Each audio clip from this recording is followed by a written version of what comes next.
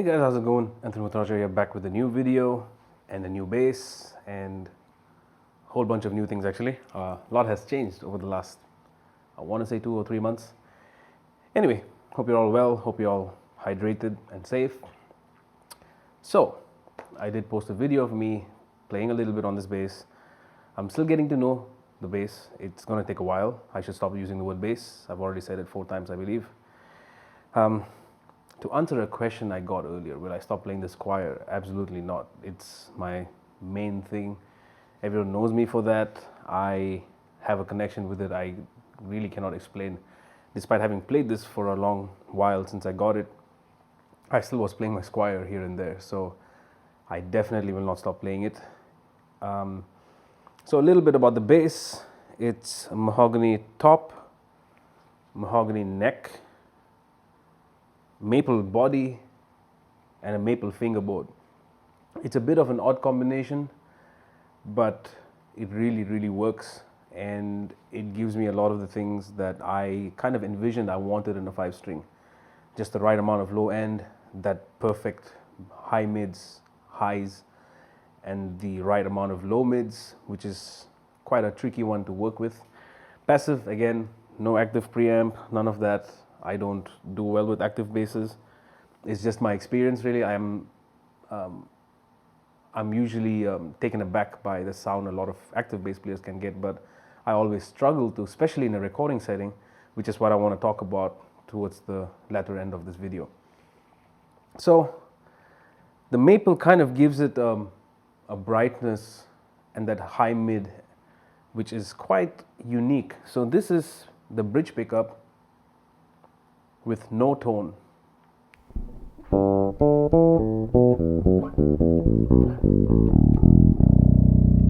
Okay, you can hear the resonance of that low B.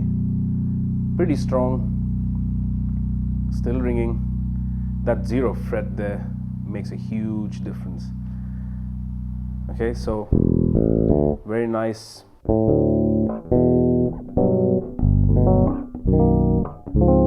Great for chords.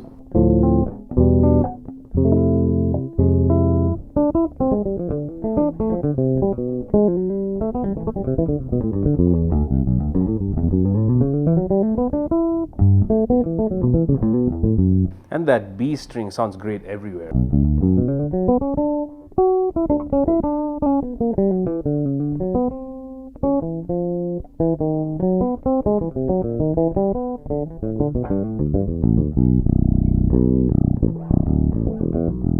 Now this is both the pickups without the tone.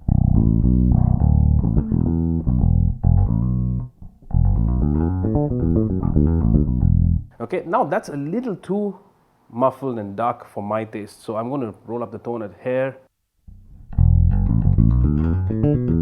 Now you can hear it projecting, so even if I decide to play chords with this setting, sounds pretty nice. It would sound better if I was in tune.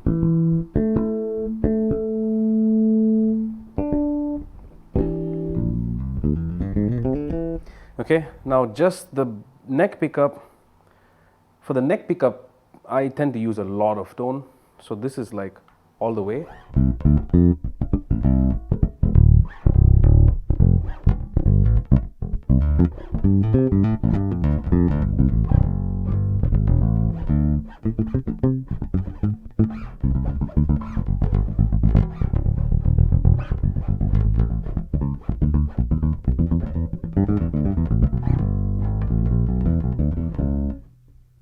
Great sound, very simple.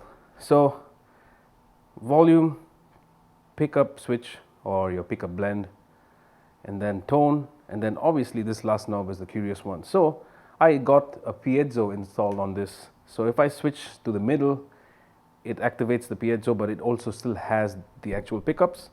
So the way I like to use it is I like to use just the bridge pickup, no tone, and the piezo. So this is what the piezo by itself sounds like.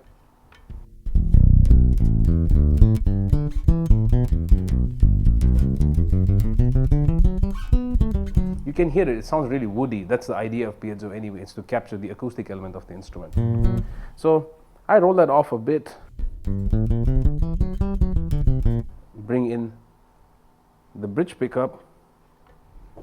You can hear how, if I turn off the piezo now, that top end disappears, which I can pull with the tone or with the piezo.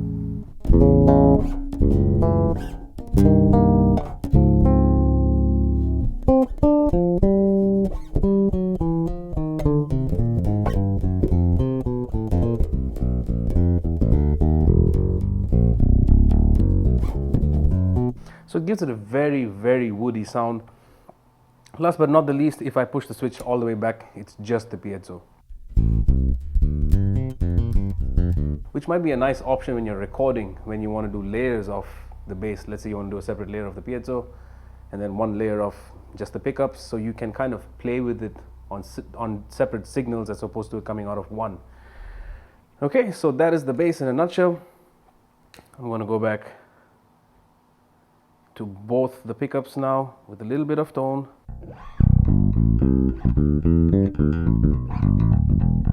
Okay, so now to actually talk about recording bass. Bass is tricky just because of the frequency spectrum. You hear that low end. The low end is something you rather feel as opposed to actually hearing it with maximum accuracy. So I'm just going to put up a couple of pictures here of my signal chain.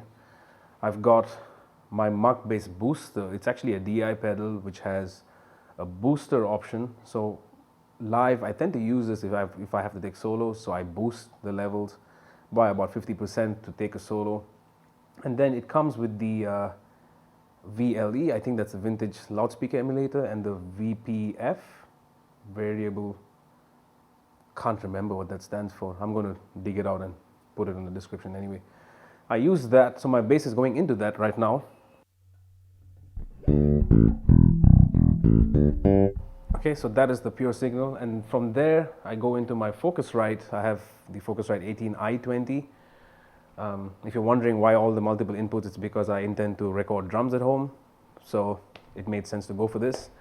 And first channel, and I've selected the instrument plugin as opposed to the line in, so it gives you a little more headroom with gain.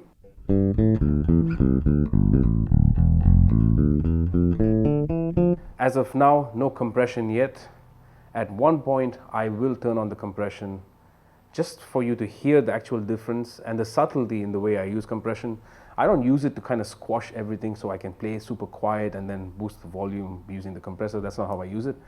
But basically, when I try to get the sound for recording, I try to add an optimum amount of tone. Okay?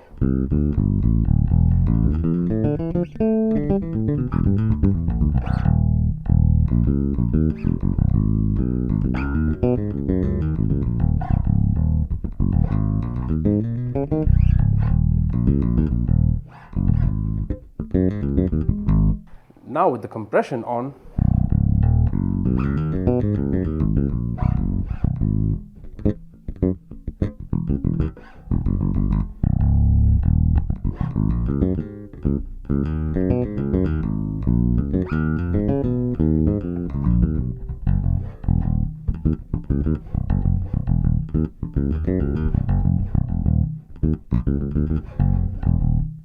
with the compression off,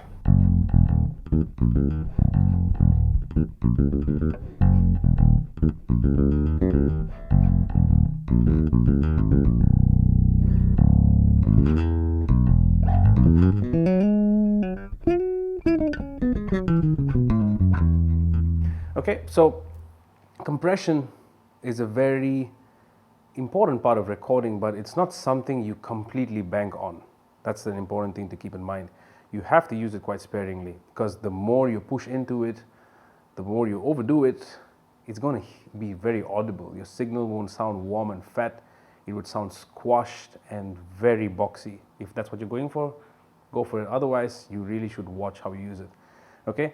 As far as EQ is concerned, I've said this multiple times on previous videos, everything you're hearing right now is completely flat, nothing's been boosted.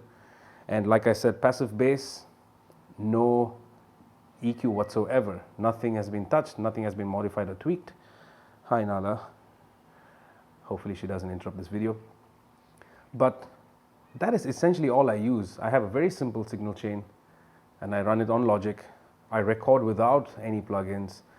Whatever you heard with the compression going on and off was done with automation. So that's how I sometimes tend to use compression as well. I don't really run it all the way through. So there are so many ways you can experiment with this, but in my experience, the cleaner your signal chain, that is no multi-effects or any of that. So any effects you might hear on my previous videos, I tend to do it afterwards, or it's an additional layer. It's a lot of work, but I enjoy it, and it's something that always has been rewarding in terms of keeping my sound consistent. All right, so keep your signal chain clean and simple. Watch the EQ. Never boost your mids. Always boost or cut your lows and highs. Your low mids and high mids, never try to boost them.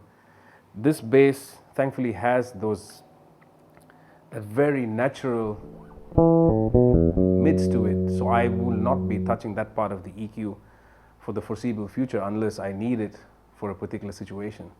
Okay, so this is the bass. Before I even forget, I forgot to mention who even built this bass. My buddy Tom Marceau from France, Marceau Guitars. I put the link in the description for you to check them out. Great guys, very hardworking, very efficient. I couldn't be happier for my first custom bass. They absolutely nailed it, and yeah, I'm extremely happy. Well, with that, I'm going to end this video, and I'll see you guys in the shed.